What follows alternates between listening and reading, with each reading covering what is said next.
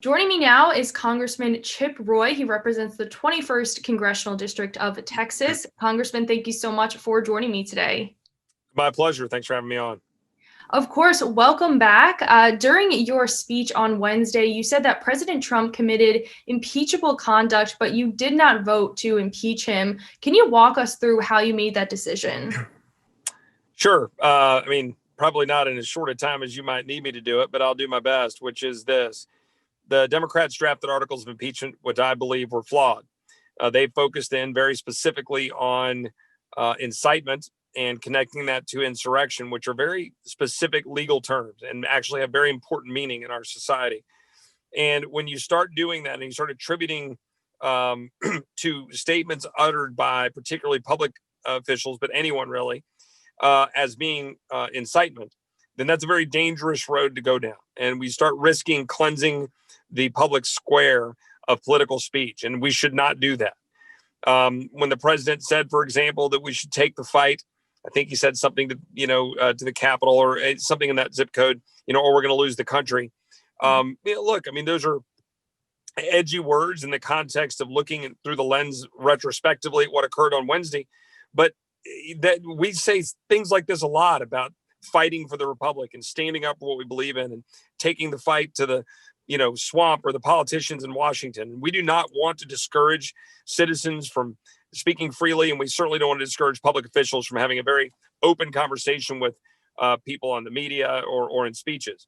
So I didn't agree with the way they framed it, and I think it'd be dangerous to go down that road. And my Democratic colleagues, no doubt, are okay with that, would like to use it, for example, under Section 3 of the 14th Amendment to go after members of Congress.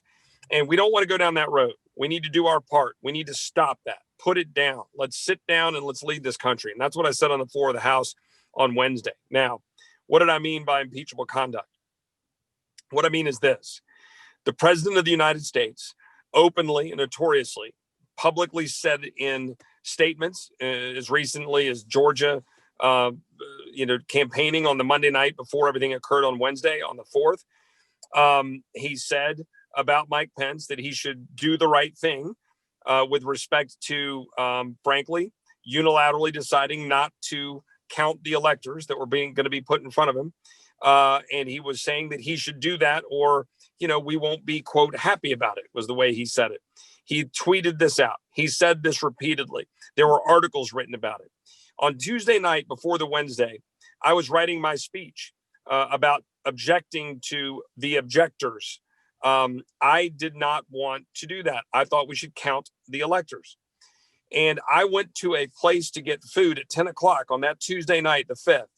And I saw a lot of Trump supporters wearing MAGA paraphernalia and so forth.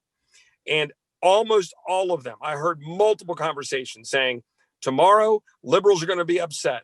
Why? Because the vice president is going to save this election for Donald Trump. The president's message mattered. And the president was asking the vice president of the United States, who works in his administration as the vice president, who has an oath under the Constitution to follow the Constitution. And the president was asking him to ignore that and to fail to do his job presiding over the joint session of Congress to count the electors. I find that to be abhorrent and wrong and a danger to the republic to have that much power put in the hands of an individual who by definition has a conflict of interest.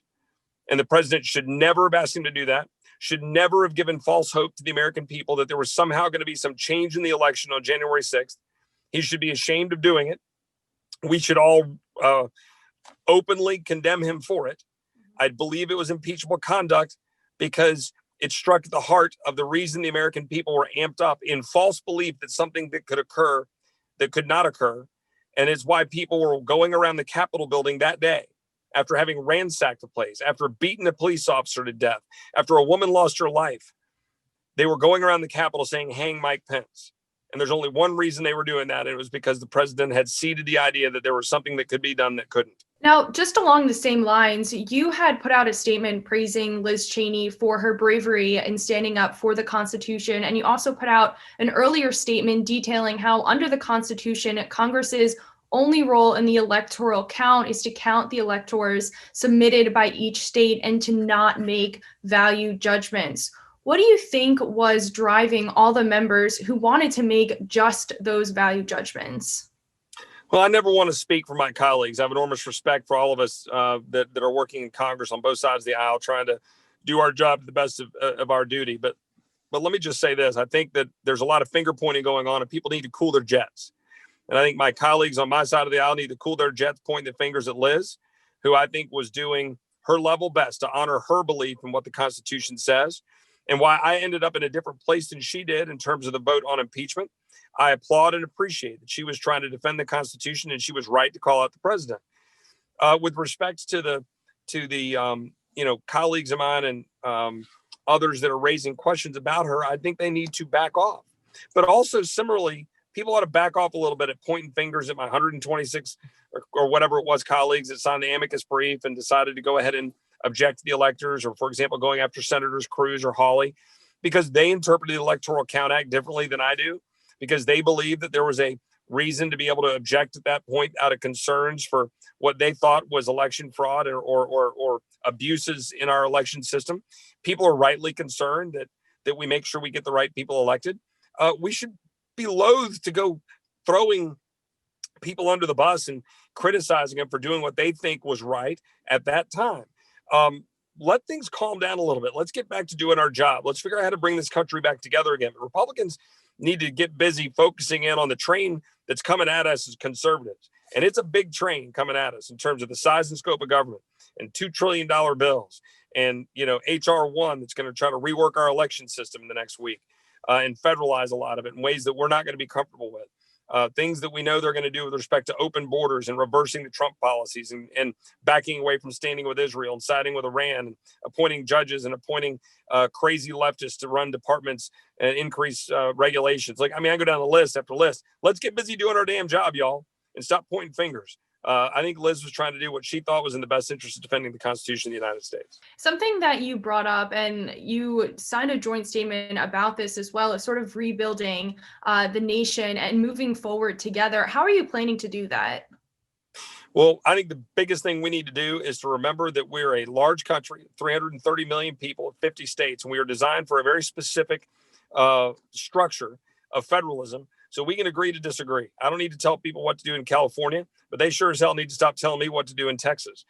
Let's stop making everything so important in Washington. We shouldn't be hanging with bated breath every July when the Supreme Court makes its pronouncements. We shouldn't care so intently about the president that it's going to impact our personal life, as opposed to making sure that we choose somebody to be a good commander in chief who will make some good decisions about appointments and then otherwise gets the hell out of the way. I always really laugh when they complain about Obama being on the golf course or Trump being at the golf course. Honestly, we have a president who will just keep us safe and stop having bad guys attack us and make sure our defense is strong, and otherwise just kind of stay out of my life. I'll be a hell of a lot better off, and so will every other American. Let's stop making DC so central to our life. Let's agree to disagree. Let's unite through federalism. Let's balance the budget and get out of town. Let's just get out of everybody's way. I think that's how you unite again as a country. This idea of a stolen election that President Trump was pushing and many of his supporters believed ahead of January 6th may still believe to this day and may always believe. With that being said, what do you say to those people who do believe, and how do we restore this trust in our electoral system? Number one, we have 50 states for a reason. The 50 states send electors to Washington. So get busy changing things and do the hard work you need to do in Atlanta, Georgia, in Harrisburg, Pennsylvania, in Austin, Texas. Let's make sure that we get our own states right. Number two, we should be concerned about the massive expansion of mail-in ballots. And we should, across states, we should be talking about how it's a problem. It's a bipartisan recognition that you end up with more fraud when you have that much mail-in ballots. We'd be much better off doing it in person. I actually think we ought to have a national holiday.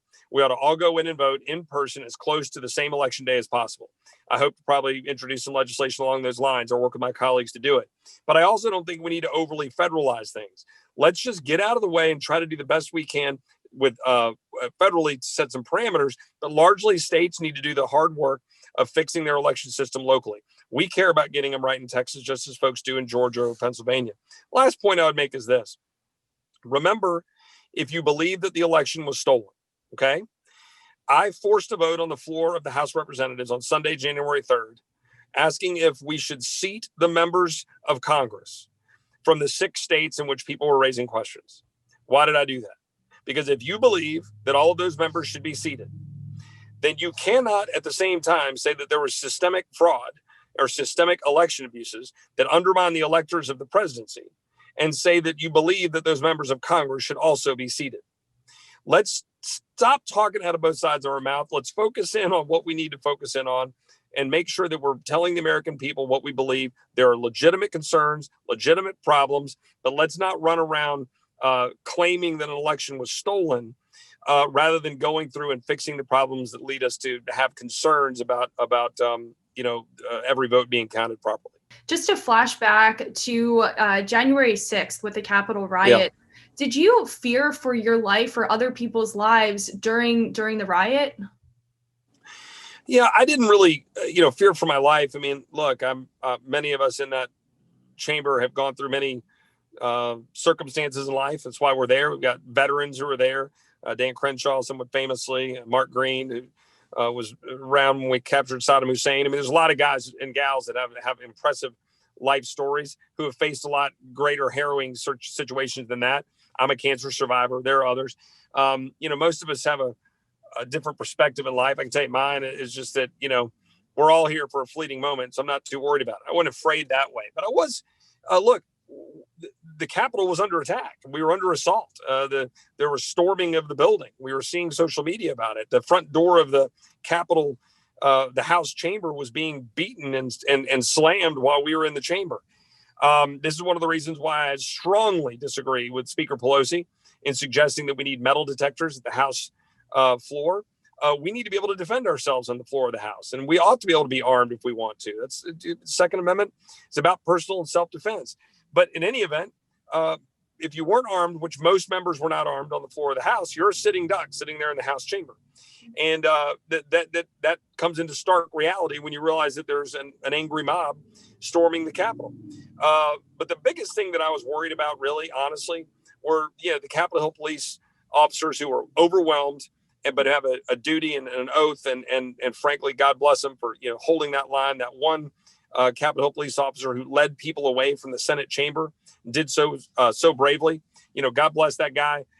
Certainly, God bless the families of those who were impacted, and obviously the officer who lost his life. And people should not forget that those officers are there to defend us, but they're defending the entire institution, the Capitol, the People's House.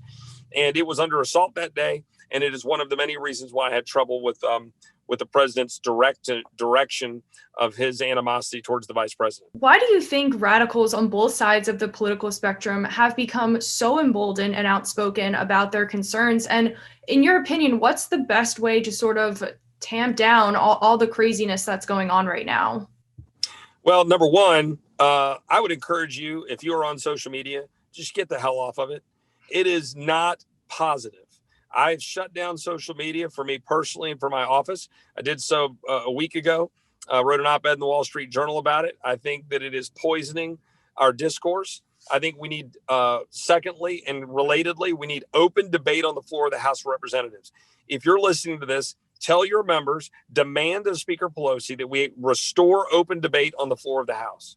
We should not be run by a bunch of oligarchs, a small group of oligarchs who are sitting in a back room, put together a $2 trillion bill, drop it on the floor, and then tell me to push a green or red button. Or worse yet, some member votes by proxy while sitting on a boat in Florida. That is not debate. That is not amendment. That is not what we meant by a republic with a representative democracy. And we've got to do our part to try to open that discourse and that conversation. But we're not going to do it in 288 characters on Twitter. We're not going to be doing it with likes and retweets and who's getting ratioed and whatever the hell people want to talk about on social media. I'm over it. We want to share information in a quick way via technology. Okay, great. But I've gone back to, we're putting out statements. We're going to try to trust some of you guys to get those statements out there. And you can use social media if you want. But I think we need to rethink how we're communicating each other. Let's return to our churches. Let's return to our kitchen tables. Let's return to our communities, our civic organizations. Let's return to our schools. Let's sit down. Let's break bread. Let's go to dance halls. Let's talk again. Dance halls is a Texas thing if you don't get it. But let's get back together and sit down and figure out how to solve things from the community level up. Well, Congressman Roy, thank you so much for joining me today. I really hope that our country can begin healing. And of course, moving forward, I'd love to have you back on to talk about the news of the day and any updates that you can provide for us. It's always great to have you on. So thank you so much. Always happy to be on, Samantha. Take care. God bless.